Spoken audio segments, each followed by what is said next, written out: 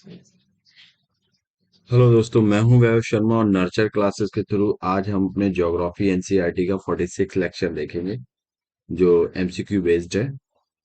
इसमें हम daily basis की तरह हम क्वेश्चन को डिस्कस करेंगे। तो चलिए देखते हैं। और एक इंफॉर्मेशन और है कि पॉलिटी का जो 5 क्वेश्चन का एमसीक्यू है वो स्टार्ट हो गया है। पहला वीडियो आ चुका है। आपके नीचे डिस्क्रिप्शन बॉक्स में टेलीग्राम चैनल लिंक दी गई है, आप वहां पे जाके देख सकते हैं। विद पीडीएफ मिल जाएगा आपको। तो चलिए देखते हैं आज हमारा आज का पहला क्वेश्चन क्या है। तो फर्स्ट क्वेश्चन है आज हमारी सीरीज का, वो है in which sphere ozone layer depletion is found. ये नीचे आपको एटमॉस्फेरिक लेयर दी गई हैं। Ionosphere, stratosphere, lithosphere. मतलब आइनोस्फीयर जिसे कहते हैं आयन मंडल,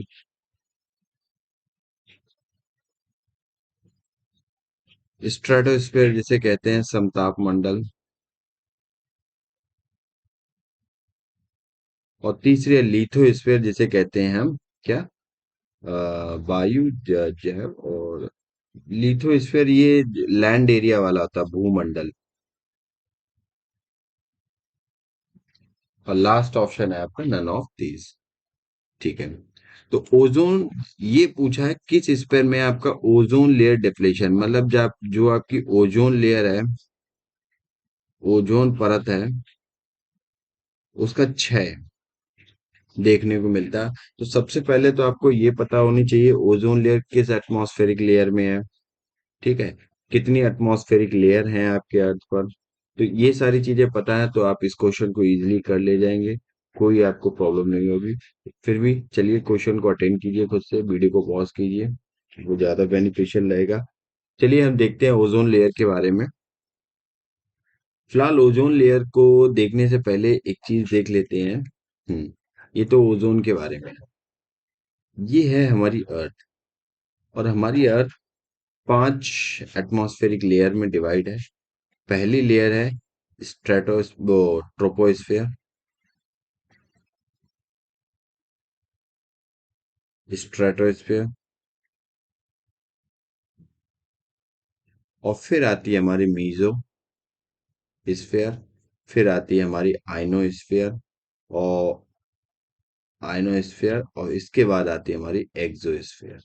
5 लेयर आती है। एटमॉस्फेयर जो हमारी ओजोन लेयर है वो किस उसमें पाई जाती है, वो हमारी पाई जाती है स्ट्रेटोस्फियर में, समताप मंडल में, लोअर साइड में। यहाँ पे पाई जाती है हमारी ओजोन लेयर। अब हम देखते हैं ओजोन लेयर के बारे में। फिलहाल तो ये देखो, ओजोन लेयर के बारे में अगर देखें तो ओजोन लेयर जो होती है, जो ओजोन लेयर होती है, ओजोन परत होती है, उसके बारे में देखें तो ओजोन लेयर क्या होती है। सबसे पहले तो हमने इसकी लोकेशन देख ली है, कहाँ पाई जाती है, स्ट्रेटोस्फीयर में पाई जाती है। स्ट्रेटो स्ट्रेटो सॉरी स्ट्रेटोस्फीयर में पाई जाती है, जिसे कहते हैं हिंदी में समताप मंडल। समताप मंडल में कोई भी वेदर एक्टिविटी नहीं होती है, और भी इसके सारी प्रॉपर्टी हैं बहुत सारी। तो फिलहाल तो हम देखें तो ये क्या होती है, स्ट्रेटोस्फीयर मतलब lower portion of the earth orbit.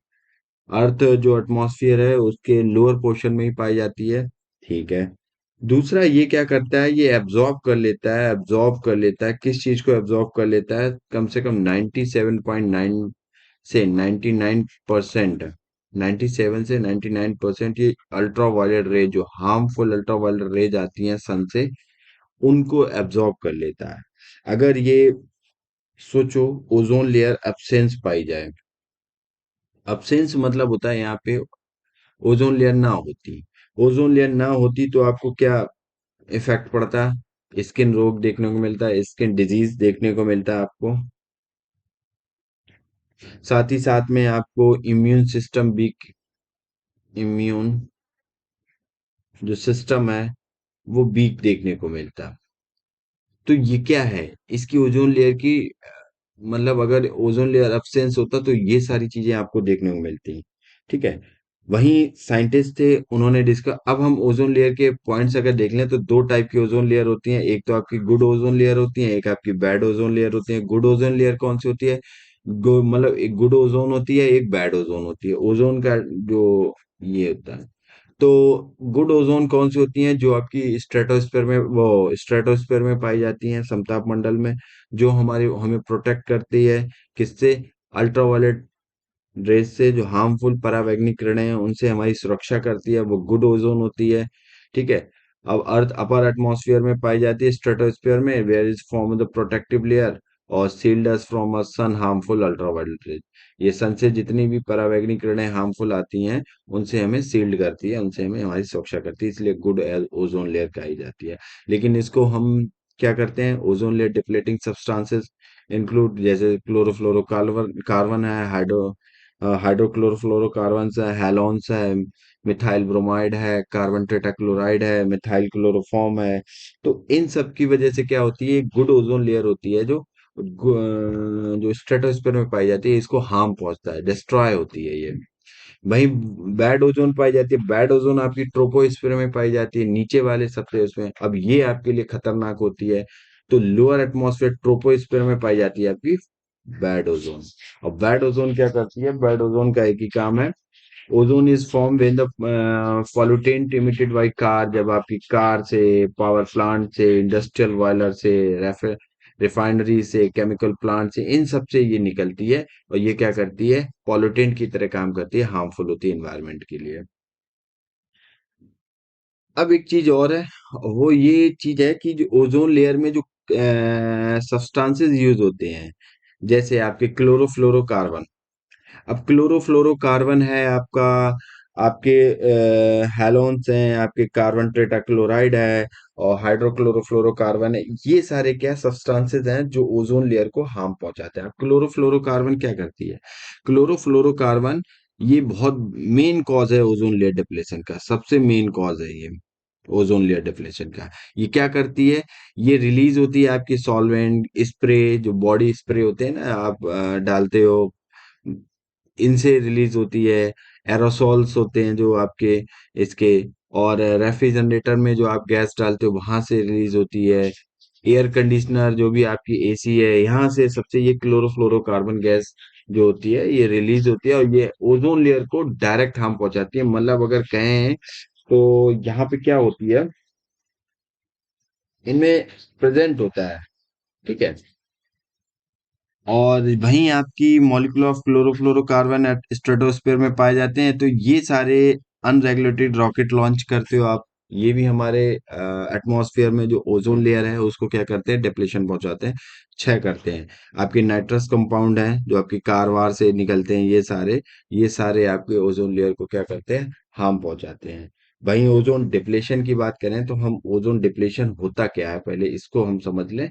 ये तो थे इसको हार्म पहुंचाने वाले वो। अब एक ऑप्शन बनता है ओजोन डिप्लेशन क्या होता है। जो ओजोन लेयर डिप्लेशन होता है वो क्या होता है उसके बारे में देखते हैं। जो ओजोन परत का क्षय है वो क्या होता है। तो क्षय के बारे में देखा जाए तो ये है, देखो, जो थिनिंग द ओजोन लेयर, कि यहाँ पे ओजोन लेयर क्या होती है? बहुत ही थिनिंग हो जाती है, मतलब पतली हो जाती है। अब पतली किसकी वजह से होती है? वो होती है आपके एटमॉस्फेयर में जो भी गैसेस निकलती हैं उनमें क्लोरीन, जो आपका क्लोरीन है, क्लोरीन जिसे सीएल बोलते हो, आपका ब्रोमीन है जिसे बीआर बोलते हो। ये आपके एटमॉस्फेयर में क्या कहते हैं? This happen when the chlorine bromine atoms in the atmosphere. ये जो एटम होते हैं ये आपके एटमॉस्फेयर में होते हैं, और ये क्या करते हैं? ओजोन लेयर को पतला करते हैं, मतलब उसको डिस्ट्रॉय करते रहते हैं। अब ये निकलते कैसे हैं? ये कांटेक्ट में आते हैं ओजोन लेयर के, और उसको उसके ओजोन लेयर के मॉलिक्यूल को डिस्ट्रॉय करते हैं। अगर देखा जाए तो वन क्लोरीन जो एटम है वो कम से कम 1 लाख ओजोन जो मॉलिक्यूलर है उनको क्या करता है? डिस्ट्रॉय कर देता है, मॉलिक्यूलर को डिस्ट्रॉय कर देता है, एक क्लोरीन एटम। तो इतना हार्मफुल है ये आपके। ठीक है। अब बाकी आप देख लो यहाँ पे क्या है। ये हमने कॉजेस देख लिए।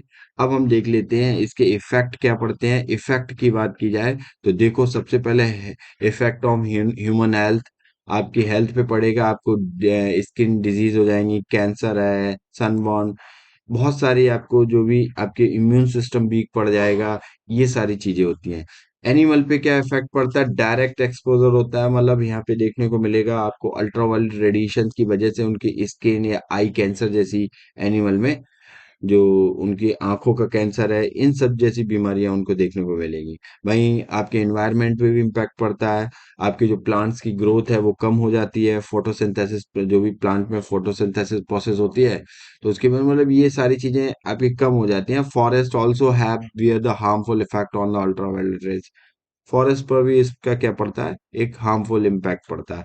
वहीं आपकी मरीन लाइफ पे इम्पैक्ट पड़ता है, जो आपकी समुद्री लाइफ है पानी वाली, तो वहां पे जो प्लैंकटन होते हैं, आप प्लैंकटन को खाने के लिए, फाइटोप्लैंकटन होते हैं उनको खाने के लिए नीचे नीचे से तो मछलियां आती हैं पीछे पीछे, वही तो plankton greatly affected by the exposure harmful ultraviolet. Plankton impact पड़ेंगे तो फिशिंग इंडस्ट्री, बाकी भी तो चीजें क्या होंगी, जो फिशेज होंगी उन पे भी इम्पैक्ट पड़ेगा कि उनको तो आहार है ये। ठीक है। तो higher the aquatic food chain, तो इससे फूड चेन भी क्या होगी, डिस्टर्ब होगी। सॉल्यूशन यही हो सकते हैं कि ओजोन लेयर डिप्लेशन के लिए जो भी यूज करते हो, minimum the use of vehicles का यूज मिनिमम करो, क्योंकि उनसे ग्रीन हाउस गैसेस निकलती हैं, नाइट्रस ऑक्साइड, ये सारी बहुत सारी गैसेस निकलती हैं, तो इनका यूज कम करो। Use eco friendly cleaning product. अब इको फ्रेंडली जो भी क्लीनिंग प्रोडक्ट है उनका यूज करो, जैसे क्लोरीन ब्रोमीन, जिससे रिलीज ना हो। ठीक है। तो ये सारी चीजें हैं, ओजोन लेयर डिप्लेशन के बारे में देख लिया, ये सारी चीजें देख लिया। अब पाया कहाँ जाता है? तो हमारा ओजोन लेयर डिप्लेशन हमारा स्ट्रेटोस्फीयर में पाया जाता है। दो टाइप की ओजोन होती है, एक गुड ओजोन होती है, हमने अभी देखी, एक बैड ओजोन होती है। गुड ओजोन ओजोन आपकी कहाँ पाई जाती है? स्ट्रेटोस्फीयर में पाई जाती है, समताप मंडल में। और बैड ओजोन आपकी ट्रोपोस्फीयर, मतलब क्षोभ मंडल पाई जाती है, जो अर्थ की क्रस्ट के सबसे नजदीक वाला होता है। ठीक है, जिसमें हम रह रहते हैं। आइनोस्फीयर आपके एटमॉस्फेयर की एक लेयर है, आइनोस्फीयर, जहाँ पे फ्रीली मूवमेंट होती है इलेक्ट्रॉन पार्टिकल्स की, जो भी है आपकी कम्युनिकेशन सैटेलाइट वर्क करते हैं वहां पे, वहीं पे आपके। ठीक है। और दूसरा है लिथोस्फीयर। लिथोस्फीयर एक लैंड एरिया, जैसे लैंड एरिया जिसपे आप रह रहे हो, कॉन्टिनेंट्स हैं जिसपे आपके महाद्वीप है, उसको लिथोस्फीयर कहा गया। तीन पार्ट्स में, लिथोस्फीयर, हाइड्रोस्फीयर और बायोस्फीयर। हाइड्रो एटमॉस्फेयर, और इन तीनों का जो जंक्शन पॉइंट होता है उसको कहते हैं बायोस्फीयर। अब lithosphere land area, hydrosphere water area, और एटमॉस्फेयर आपका जो आपका स्पेस है जहाँ पे गैसेस हैं आपकी, इन तीनों का जंक्शन पॉइंट होता है बायोस्फीयर, होता है जहाँ पे लाइफ एग्जिस्ट करती है। ठीक है। तो ये आपका क्वेश्चन था, कई डायरेक्शन से हमने देख लिया, और भी डायमेंशन ये क्वेश्चन। अब इतनी इंफॉर्मेशन है यहाँ पे ओजोन लेयर में, इसका एक नोट्स बना लो, और क्योंकि यहाँ से कहीं से भी आपसे क्वेश्चन पूछा जा सकता है। ठीक है। तो चलिए नेक्स्ट क्वेश्चन पे चलते हैं, और नेक्स्ट क्वेश्चन हमारा क्या है? आईयूसीएन के बारे में। अच्छा, ओजोन लेयर के लिए एक सॉल्यूशन और किया गया था, मॉन्ट्रियल प्रोटोकॉल, उसको याद रखना। Montreal protocol. अब मॉन्ट्रियल प्रोटोकॉल कब आया था? 1987। कभी कभार पूछ देता है ये किससे रिलेटेड है मॉन्ट्रियल प्रोटोकॉल, तो ओजोन लेयर डिप्लेशन से रिलेटेड है। ये क्या करता है? ये स्टॉप करता है यूजेस ऑफ जो भी आपके प्रोडक्शन है या इंपोर्ट करते हो ओजोन लेयर डिप्लेटिंग सब्सटेंसेस को। अब ओजोन लेयर डिप्लेटिंग सब्सटेंसेस क्या है? जैसे आपके रेफ्रिजरेटर है, स्प्रे है, ये सारे इन सब चीजों को क्या करता है?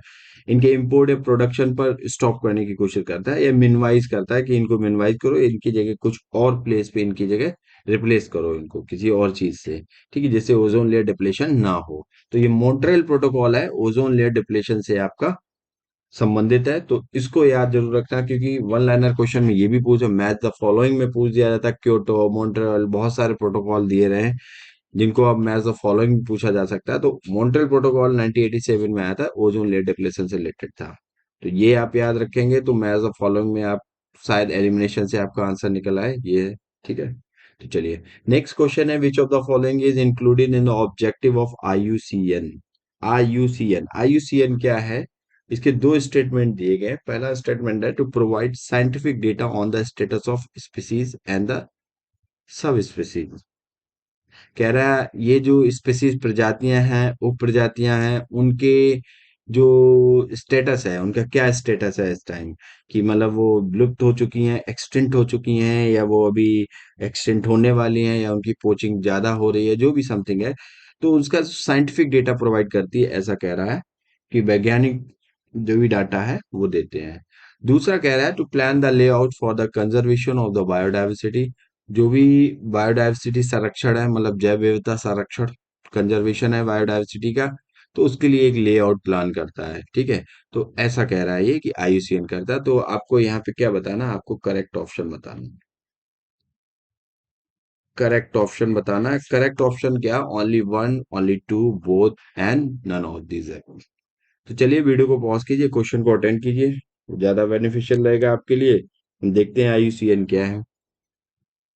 देखिए, ये है IUCN, international union for conservation of nature. इसकी फुल फॉर्म क्या है, the international union for conservation of nature, IUCN. IUCN क्या है, ये स्टैब्लिश हुआ था, कब स्टैब्लिश हुआ था, ये स्टैब्लिश हुआ था 1948 में। इसका हेडक्वार्टर कहाँ है, इसका हेडक्वार्टर स्विट्जरलैंड में है। स्विट्जरलैंड, स्विट्जरलैंड में है इसका हेडक्वार्टर। अब आईयूसीएन क्या करता क्या है, ये is to provide scientific data on the status of species and the subspecies. जो भी हमारे प्लेनेट पे स्पीसीज हैं, सब स्पीसीज हैं, उनका साइंटिफिक डेटा देता है कि उनकी क्या, मतलब अभी उनकी स्थिति है इस टाइम। जैसे कोई एक ले लो, टाइगर ले लो।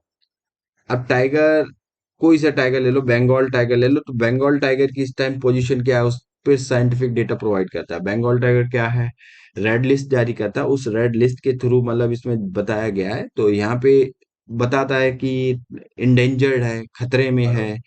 10 में से कम, मतलब इसके 6 लोग, इसकी मतलब 6 टाइगर्स की पोचिंग की जाती है, उनको मार दिया जाता है स्किन के लिए, ये सब चीज़ों के लिए।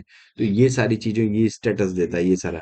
Global level and plan to lay out for the conservation of biodiversity. अब सीरिया स्टेटस बताएगा तो उस पे कुछ रिएक्शन लिया जाएगा। तो क्या है, ये कंजर्वेशन ऑफ बायोडायवर्सिटी को भी क्या करता है, उसका प्लान, लेआउट प्लान करता है। तो ऑप्शन हमारे होंगे, दोनों ही होंगे, तो करेक्ट बोथ होगा। बाकी हम आईयूसीएन के बारे में थोड़ा देख लेते हैं कि आईयूसीएन क्या करता है। तो work, it work in domain of the sustainable development. Sustainable development क्या होता है, हम पहले भी बता चुके, सतत विकास जिसे कहते हैं। और सतत विकास क्या होता है कि जो भी रिसोर्सेज हैं हमारे अर्थ पे, उन रिसोर्सेज का ऐसे यूज करना कि आगे आने वाली जो भावी पीढ़ी है, जो जनरेशन है, नेक्स्ट जनरेशन है, वो भी उन रिसोर्सेज का यूज कर सके। तो ऐसे हमें डेवलपमेंट करना है, ऐसे चीज, इसी को कहते हैं sustainable development. And also recommended the measures to tackle the depletion of the resources. और ये क्या करता है, रिकमेंड करता है, मेजर्स लेता है, किस चीज के लिए, जो भी रिसोर्सेज का डिप्लीशन हो रहा है, रिसोर्सेज जो क्षय हो रहे हैं, जो रिसोर्सेज का नुकसान, वेस्टेज हो रहा है, उनको टैकल किया जा सके। तो ये आईयूसीएन करता है, इसका काम है। वहीं it work to conserve the various species and flora and fauna. Flora मतलब जो भी आपके प्लांट्स हैं, और फौना मतलब जो भी आपके एनिमल्स हैं। तो ये क्या करता है, कंजर्व करता है उनकी स्पीसीज को। जो भी फ्लोरा एंड फौना की स्पीसीज हैं, जैसे टाइगर है, उसको कंजर्व करने के लिए बताता है कि इसका साइंटिफिक डेटा रिलीज करता है, बंगाल टाइगर का ये डेटा है। आप इसको फिर उस हिसाब से, जो भी गवर्नमेंट्स होती हैं कंट्रीज की, वो अपनी पॉलिसी बनाती हैं।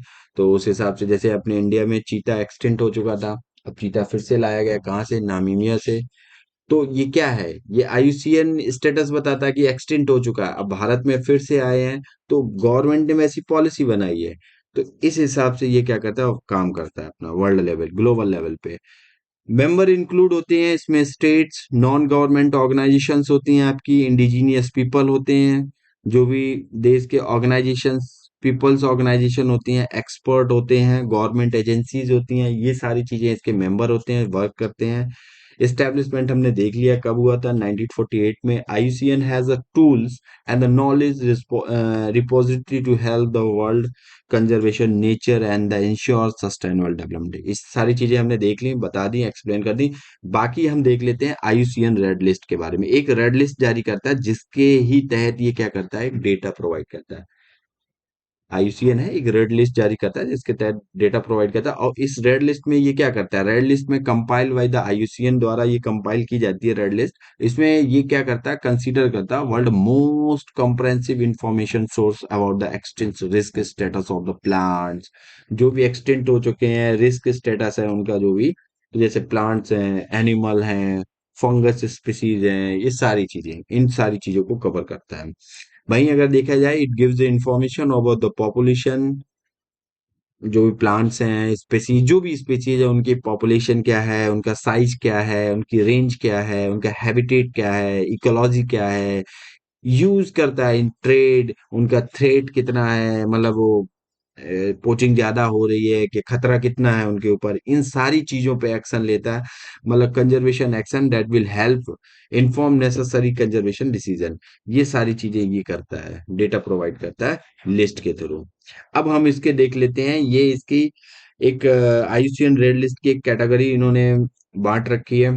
तो देखो, अगर हम वेस्ट टू ईस्ट, मतलब इधर लेफ्ट टू राइट चलें, लेफ्ट टू राइट अगर चलें, तो लेफ्ट टू राइट में आप देखेंगे, क्या देखेंगे यहाँ पे आपको देखने को मिलेगा कि देखो, सबसे पहले नॉट एवेल्युएट, मतलब इस कोई खतरा नहीं है, डाटा आपका यहां से देखो, रेड वाले पॉइंट से चलो, लीस्ट कंसर्न, जैसे ये समझ लो एक डेटा ले लो 10, एक नंबर ले लिया, जनरली हमने एक नंबर ले लिया, कोई मतलब यहाँ पे समझाने के लिए।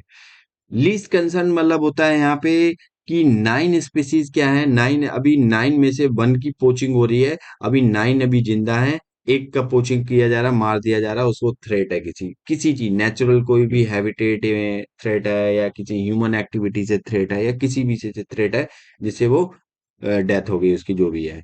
तो यहां से लीस्ट कंसर्न, इस स्टेटस को क्या कहेंगे, लीस्ट कंसर्न। वहीं आप नियर थ्रेटन आएंगे, तो हम कह सकते हैं कि उसमें से 8 अभी जिंदा है, 2 मर गए, अब थोड़ा थोड़ा खतरा महसूस हो रहा है कि 10 में से 2 मर गए यार, 8 जिंदा है।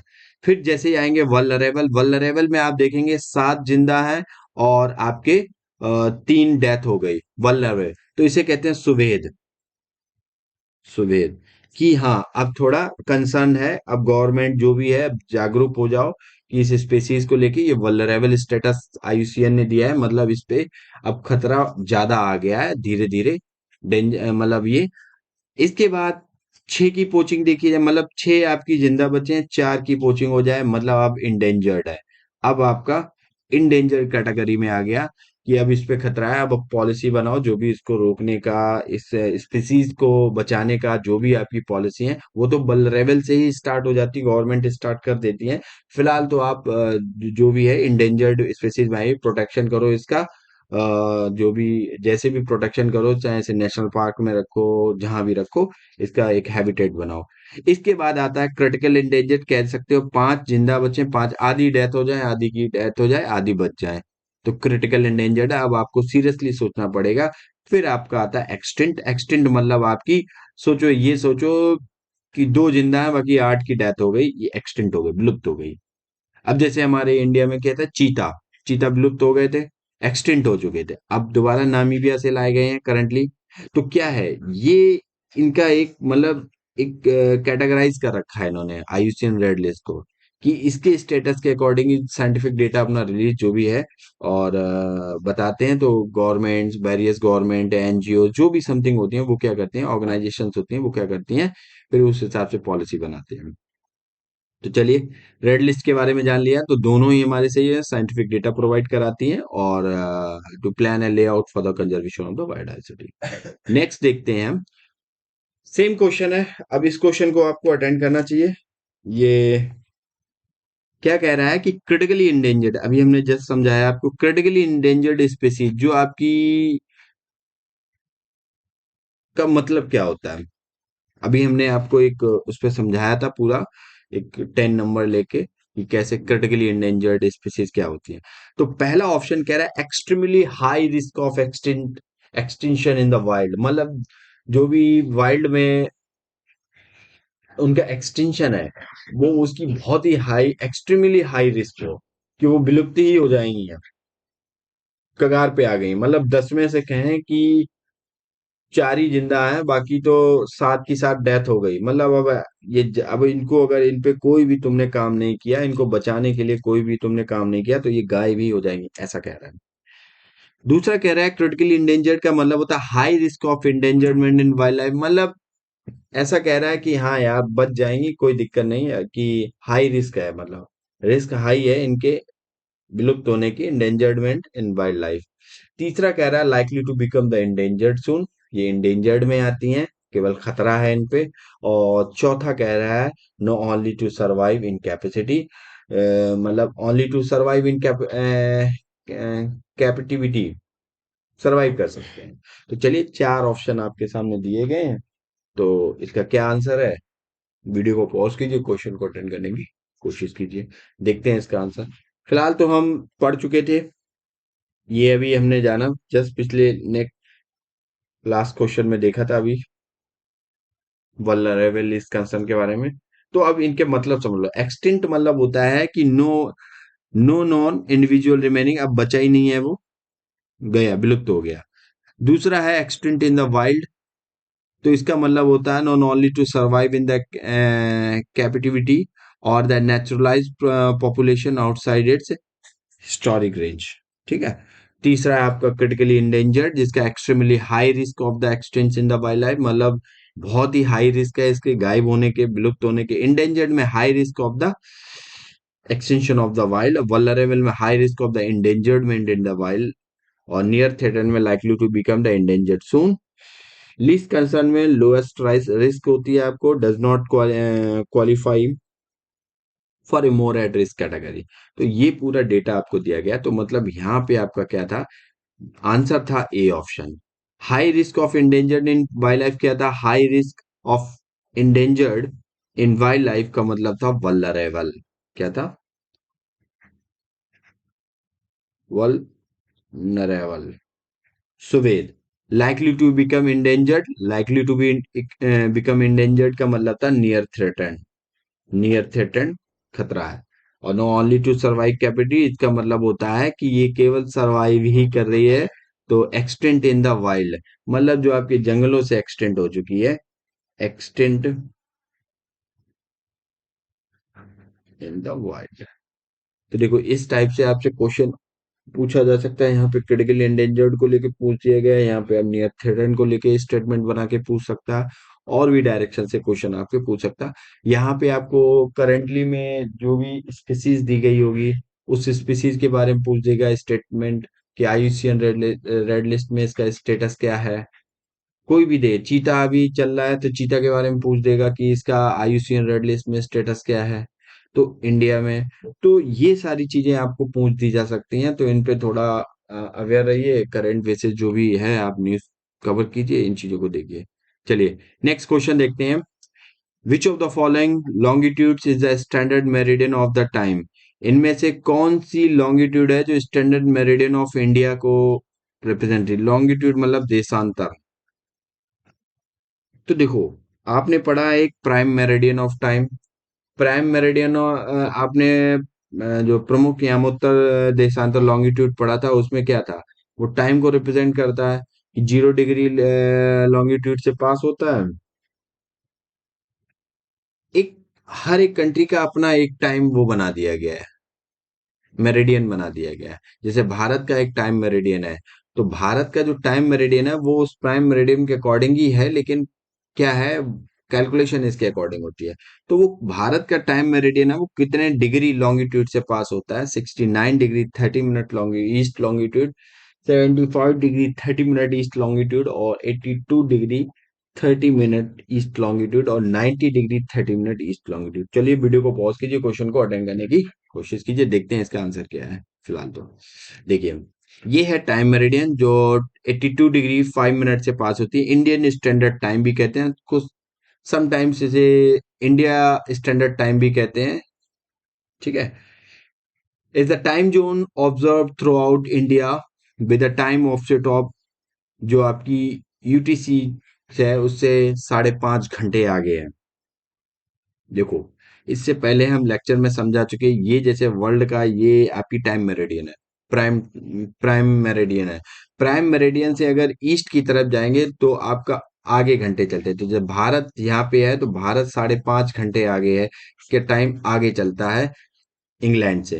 ठीक है। अगर इंग्लैंड में 12 बजे होंगे अब, तो भारत में इस टाइम कितने बज चुके होंगे? 5:30 समथिंग बज चुके होंगे। ठीक है। तो ये सारा टाइम है।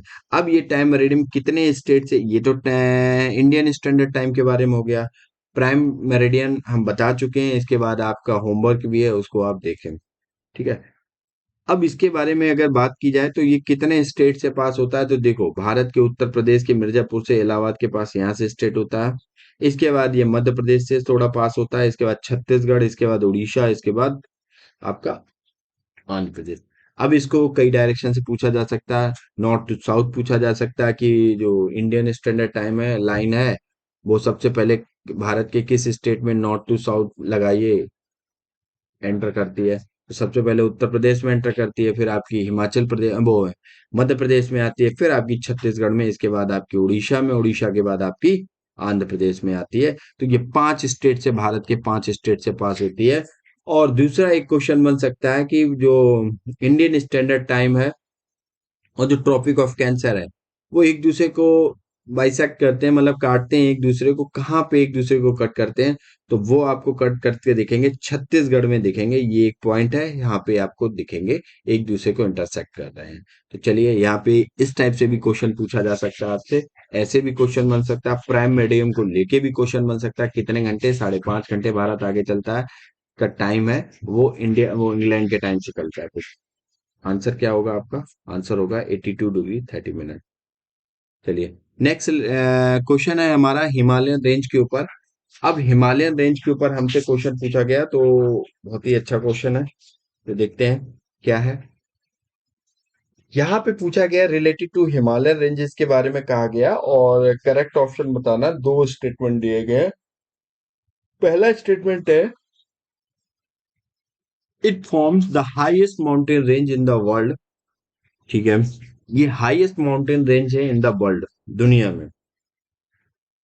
और दूसरी चीज कह रही, extending 2500 kilometre over the northern India, और ये पूरी नॉर्दर्न इंडिया में 25 किलोमीटर फैली पड़ी है। चलिए, दूसरा कह रहे हैं कि इंडस रिवर है, passes through the between Ladakh and Karakoram mountain ranges. ठीक है, तो चलिए, सबसे पहले हम देख लेते हैं, वीडियो को पॉज कीजिए, क्वेश्चन को अटेंड कीजिए खुद से। फिलहाल तो हम इस हिमालय रेंज के बारे में देखते हैं। ये आपकी हिमालय रेंज है, ये आपकी हिमालयन रेंज है। और हिमालयन रेंज में हम देखेंगे क्या है कि सबसे पहले तो ये देखो, पूरी नॉर्थ इंडिया में आपकी देखे मिलेगी, नॉर्थ इंडिया, नेपाल, आपको तिब्बत जो आपका चाइना है, इसके बाद आपको कहाँ मिलेगी, आपको भूटान में मिलेगी। ठीक है, इतने मतलब कंट्रीज में आपको देखने को मिलेगी। पाकिस्तान आ जाएगा इसमें, अफगानिस्तान आ जाएगा इसमें, और इधर म्यांमार भी आ जाएगा इसमें। इतने आपको कंट्री में ये देखने को मिलेगी। फिलहाल तो हमने इसके बारे में ये देख लिया। अब ये इंडिया में अगर देखा जाए, यहां से लेके यहां तक की जो इसकी रेंज है, वो समथिंग 2500 किलोमीटर है। यहाँ पे जो इसके माउंटेन है, अब हिमालयन की बात की जाए तो हिमालय को कितने पार्ट्स में डिवाइड कर रखा है? हिमालय को 4 पार्ट्स में डिवाइड कर रखा है। तो सबसे ऊपर वाला जो पार्ट है, ऑर्डर में नॉर्थ टू साउथ चल रहे हैं, ऊपर, फिर आपका ये, फिर आपका ये, फिर आपका नीचे। तो 4 पार्ट आपके कौन से हैं? पहला आपका पड़ेगा ट्रांस हिमालय, ट्रांस हिमालय। दूसरा आपका पड़ेगा, दूसरा आपका पड़ता है द ग्रेटर हिमालय, जिसे हिमाद्री भी बोलते हैं, द ग्रेटर हिमालय। और थर्ड आपका पड़ेगा lesser and middle Himalaya, lesser and, और या तो लेजर कह दो या लघु कहते हैं, लघु या मिडिल, मिडिल हिमालय। और लास्ट वन इज शिवालिक या आउटर हिमालय भी बोलते हैं, शिवालिक या आउटर हिमालय भी, दोनों में से कोई सा नाम दे, सबसे सबसे आउटर में है आउटर हिमालय। इसके बाद आपका नीचे इंडो गैंगेटिक प्लेन स्टार्ट हो जाता है, ये वाला गैंगेटिक जो प्लेन है, ये स्टार्ट हो जाता है, मैदानी क्षेत्र स्टार्ट हो जाता है शिवालिक हिमालय के बाद में। ठीक है, तो ये आपकी 4 पार्ट्स में डिवाइड कर रखी है, 4 पार्ट्स में आपकी हिमालय रेंज को डिवाइड कर रखा है। अब हम देख लेते हैं हिमालय रेंज के थोड़ा माउंटेन्स के बारे में थोड़ा। अब देखो, ये वाली जो यहाँ पे है, यहाँ पे आपको एक काराकोरम जो रेंज है, काराकोरम जो ट्रांस हिमालय का पार्ट है, काराकोरम रेंज, ये आता है आपका तिब्बतन प्लेट्यू, ये सारा काराकोरम आपकी ट्रांस हिमालय में आ जाती हैं। तो यहाँ पे आपको देखने को मिला ट्रांस हिमालय। इसके बाद ट्रांस हिमालय के नीचे आपको देखने को मिलेगा एक जो द ग्रेटर हिमालय, और जिसमें लद्दाख जास्कर ये सब आ जाते हैं। इसके बाद फिर आपको नीचे दिखेगा लेजर एंड मिडिल हिमालय, जिसमें जम्मू कश्मीर, कश्मीर घाटी, ये सारी चीजें आ जाती हैं। इसके बाद शिवालिक आउटर दिखेगा, जिसमें आपका उत्तराखंड ये सारा आपका क्षेत्र आ जाता है, अरुणाचल प्रदेश, ये सारे क्षेत्र देखने को मिलते हैं। ठीक है, इंफॉर्मेशन ये आप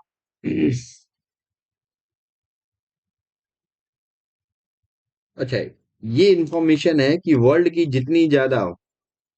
की जो टॉप मोस्ट 10 हाईएस्ट पीक है,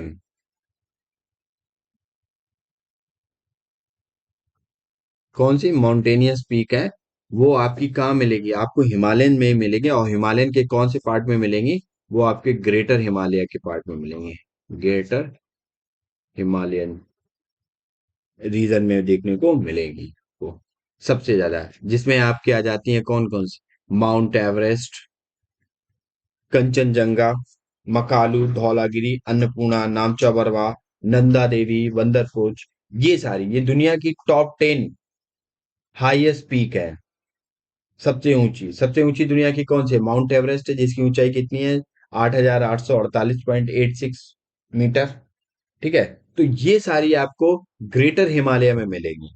अब दूसरा आंसर है जो आपका ये वाला पार्ट है इंडिया का, ये जो ऐसे करके पार्ट है। अब ये, अब यहाँ पे क्या होता है, यहाँ पे आपका ट्रांस हिमालय, ऊपर आपकी काराकोरम रेंज है ये, और यहाँ पे आपकी लद्दाख पड़ती है, यहाँ पे आपकी जास्कर पड़ती है। तो ये आपकी काराकोरम है, ये आपकी लद्दाख है,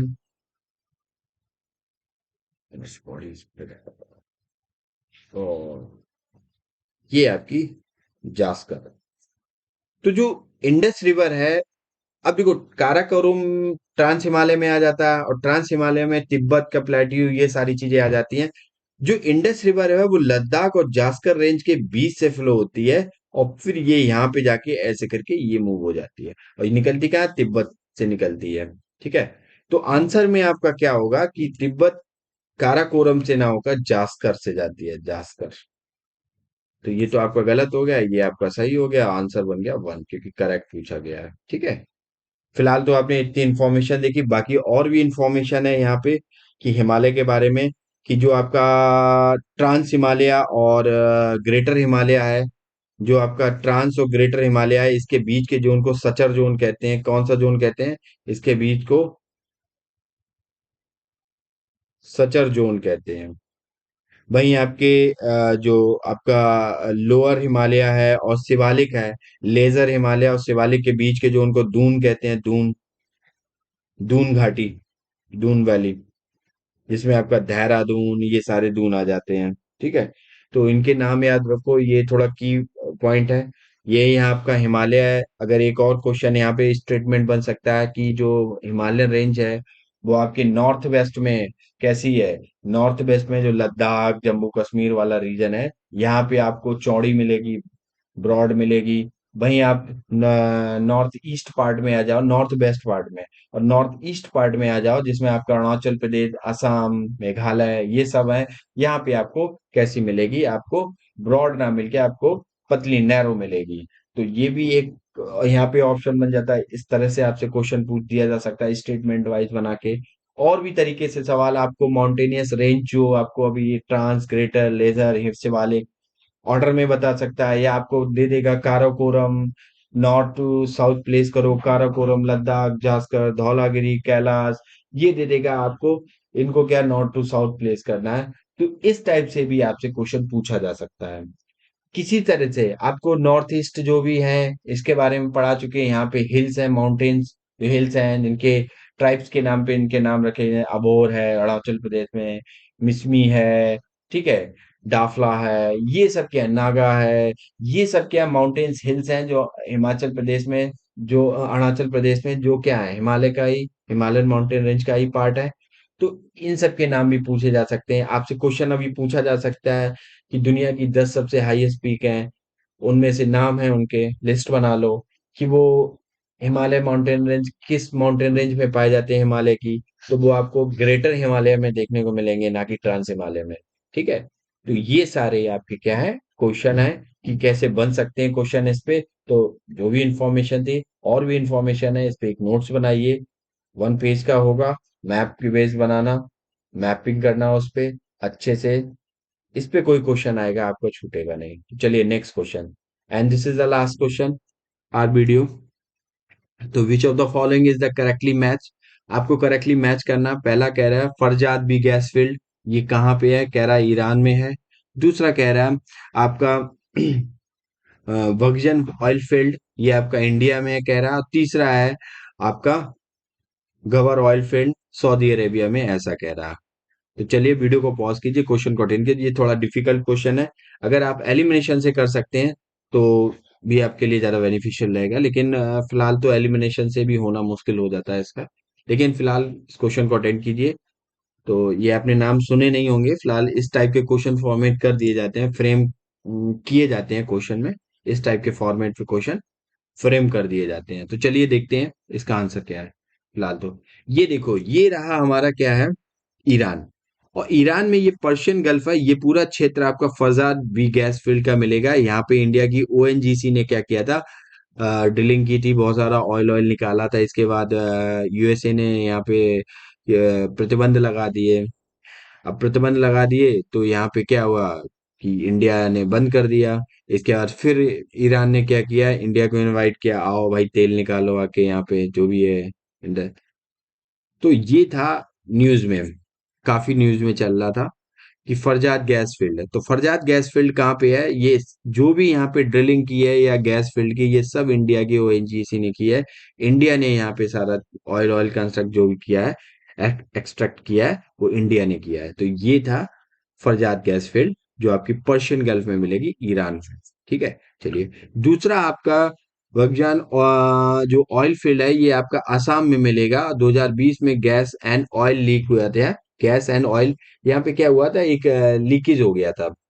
ठीक है, इस तो ऑयल फील्ड में, तो यहाँ पे refers as a Baghjan gas leak is a natural gas blow out and that happened in oil India limited.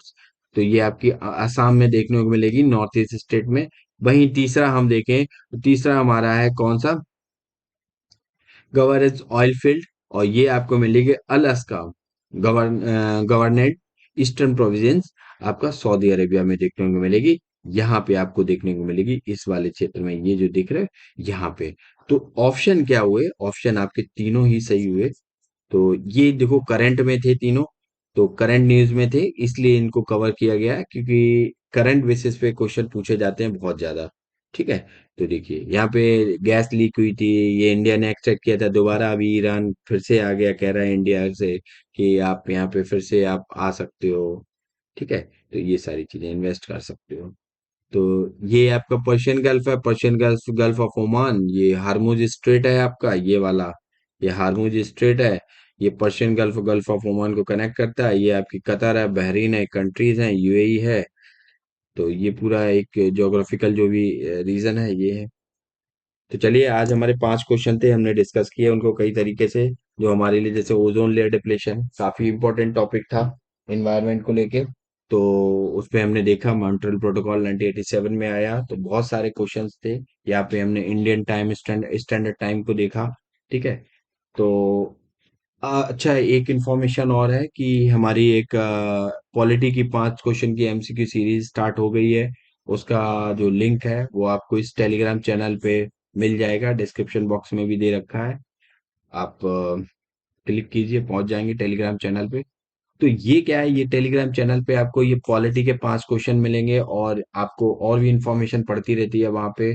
और आपको इस लेक्चर की पीडीएफ और वीडियो लिंक है वो आपको इसी टेलीग्राम चैनल पे प्रोवाइड कर दी जाएगी। तो चलिए हमारे चैनल को लाइक सब्सक्राइब शेयर करते रहिएगा। इसी नोट पे हम अपनी वीडियो को फिनिश करते हैं। God bless you all and जय हिंद।